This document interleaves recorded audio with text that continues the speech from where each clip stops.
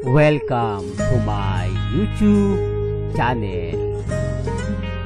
Kung bago ka lang sa channel na to at true-blooded Aldab Nation ka, tama po ang channel na pinuntahan mo. Kaya considering na po kitang bagong subscriber. At huwag mong kalimutan pindutin yung bell para lagi po kang updated sa bagong video na ilalabas ko. Salamat po sa iyong pag-click sa channel na to. I think we were destined to meet. Oh, I think we were destined to meet. Talaga.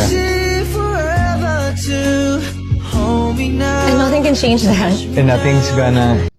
Welcome back mga kaaldab. Ito na naman po ang inyong lingkod, si Mr. Destiny. At syempre panibagong update, panibagong video na naman po ang pasasabugin natin mga kaaldab. Maraming kwento po ang naglalabasan ngayon sa social media na syempre napakasarap pong panoorin, pakinggan at syempre basahin ang mga nagiging komento po nila.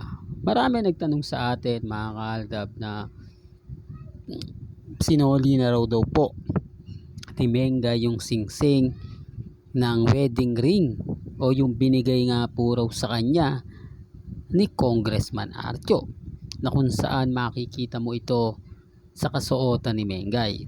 Siyempre tayo mga kaaldab, kailangan natin ng ebidensya, kailangan natin ng resibo, pero alam na natin yan simula't simula pa lang po. Kumbaga huli na nga po sila sa mga bali-balita dahil nai-update ko na yan. Pero syempre malaking account po yun Maraming mga subscriber yun. Talagang ang trabaho niya yung kung ano yung nagtitrending, kung ano yung nagba-viral, yun po yung ina-update nila. Pero katulad po sa ating Aldab Nation, abay iba na po yung sitwasyon. Iba na po yung mga nagiging komento. Iba na po yung mga sinasabi nila. Di po ba? Real talk to mga kaaldab. Ngayon, dito po sa mga pinapakita ko po sa inyong photos, literal po na hindi niya na po suot yun. Yung latest post ni Mengay sa Instagram, wala na rin po yung singsing na kung saan cellphone po ng Vivo yung pinapakita niya. Pero pag sinum nyo, same din siya. Kaya ako lang naman po kinumbine. Pinakita ko lang po sa inyo yung post dito sa Itbulaga at yung post sa Instagram na same po yung kulay. O baka may mag-react dyan, yan yung singsing na binigay ni ni Congressman Arjo para kay Mengay. Kaya nagsisinungaling ka na naman Mr. Destiny, fake news ka na naman. Kaya nga po ako nagbigay sa inyo ng update. Kaya ako nga po ito pinapakita para lang malinaw. Tignan nyo po, wala na po siya yung bato. Meron po yung bato sa ibabaw na malaki. Kaya nga po na trending po yun dahil malaking wedding ring o milyon daw po ang ginastos ni Congressman Arjo sa singsing na yon. Di po ba nag-trending yon? Real talk mga kaaldab. Kaya nga sabi ko sa inyo, isa po ito sa hindi makakalimutan ng iilan. Hindi po ba? Real talk kaya mga kaaldab. Kaya ko rin po ito sinasabi. Alam ko sasabihin na, "Nako Mr. Destiny, wag mo nang pansinin yan. Hayaan mo na lang yung mga ganyan." Hindi po, kasi mas maganda po mga kaaldab, nasasagot natin. Alam ko 101% ang mga mamis, mga titas, mga senyor, alam na po ito. Kumbaga hindi na natin kapang ulit-ulitin. Pero para lang po ito sa makukulit, sa matitigas ang ulo, at sa mga pasaway. Kaya nga po pinapakita ako para magkaroon sila ng idea na yung channel ni Mr. Destiny hindi kumbaga gumagalaw nang walang mga ebidensya at resibo. Kung meron nga lang akong video na magpapatunay, di po ba? O yung video nakuha po mismo ng mga mamis, mga titas. Kaya lang wala Kaya nga po yung post ni Mengay, yung post ni Alden, yan ang ginagamit ko na kinagagalit naman po ng iilan. Sabihin nila, "Nako, kinukumbine mo lang, tapos gagawin mong update, titignan mo lang yung OOTD ng dalawa, sasabihin mo same na naman sila, nagkataon lang." Yung tipong ganon mga kaaldab, yung tipong talagang hahanapan ka ng butas. Tapos sasabihin nila, nako, yung todo protektado ka sa channel mo. Kumbaga sinasagot ko lang po mga kaaldab yung mga ganitong bagay. Para alam nila, di po ba? Hindi na sila babato ng kumbaga kakaiba. Kasi natapos natin eh. Dito pa lang sa video natin naliwanagan na sila. Dito pa lang sa video na in-update natin, mapapakinggan na po nila yung mga gusto nilang itatanong. Kumbaga advance nga po tayo. Sa sobrang advance po natin, nababas po tayo. Di po ba real talk? Tapos sasabihin po nila na naglabas daw po ng video o gumawa daw po ng vlog etong si Christopher Min na nagpapatunay daw po na stable, okay, masaya, bonding moment daw ang pamilya Mengay at pamilya Atayde. Asan yung ebidensya? Asan ang resibo? Eh ganun din naman po, wala naman pong pinagkaiba. Source pa rin po nila pinagkukunan nila. Wala naman po silang video na naandun si Mengay, magkasama si Mengay si congressman. Asan po yung video? Asan po yung resibo? Tapos babanatan niya. Siyempre mga kaaldab, babalik tayo dyan sitwasyon eh. Ganyan naman po yan eh. Kumbaga inuunahan niya. Pero pagka nagkaroon na po ng update at ganun nangyari, hugas kamay na naman po yan. Di po ba? Real talk mga kaaldab. Ganun naman po talaga yan eh. Yung tipong kahit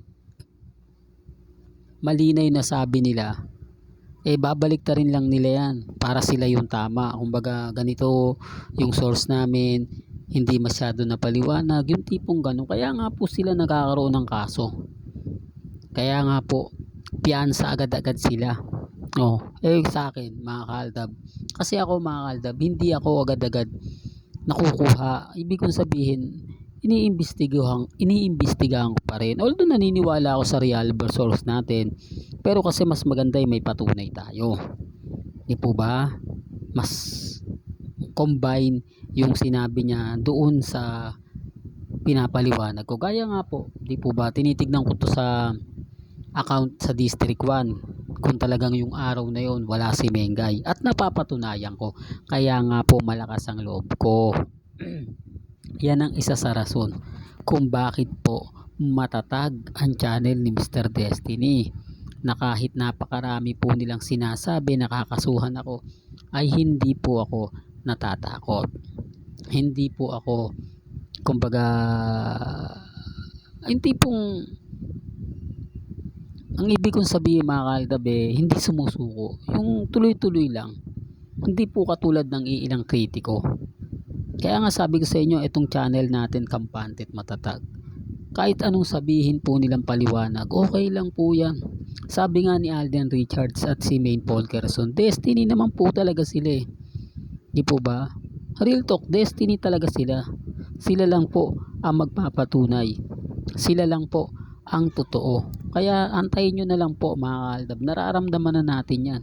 Hindi man ngayon, hindi man bukas, di po ba? Pero pag dumating po yung punto na sinasabi natin, dumating yung punto na eto na yung pinakahihintay ng lahat, eto na yung inaasahan ng lahat. Kaya nga sabi ko sa inyo mga kaaldab, maging relax lang po kayo, maging kampante, at syempre maging matatag. Kasi kumbaga nararamdaman na natin eh. Kumbaga konting kembot na lang po at makikita na po natin yung tagumpay. Ano man po yung sabihin nila sa social media, ano man po yung ipakalat nila na ganito ganyan, okay lang po yan. Hanggat walang post, walang update, wag po kayong maniniwala. Kasi maingay na eh. Pumutok na to eh. Wala na pong magagawa. At sabi ko nga po sa inyo, Pamilya Mendoza na rin po ang nagbibigay ng mga update. Nagbibigay kung ano nga po ba yung totoo at kung ano nga po ba talaga yung nagaganap at nangyayari. Hanggang dito na lang po ang ating latest updates. Kaya kung gusto nyo pa po ng pinaka-latest at sariwang update, abay tumutok lang po kayo dito po sa channel ni Mr. Destiny para updated kayo sa mga latest at sa mga bagong video po na ilalabas po natin maya-maya lang. Kaya kung bago ka lang sa channel na to at isa kang true-blooded Aldab Nation na nagmamahal kila Mengay at Tisoy, tama po ang channel na pinuntahan mo, kaya consider na po kitang bagong subscriber. At huwag mong kalimutang i-share ang mga video po natin sa mga mami, sa mga titas at sa mga sinyon. Hanggang sa muli, salamat po sa panonood at pakikinig.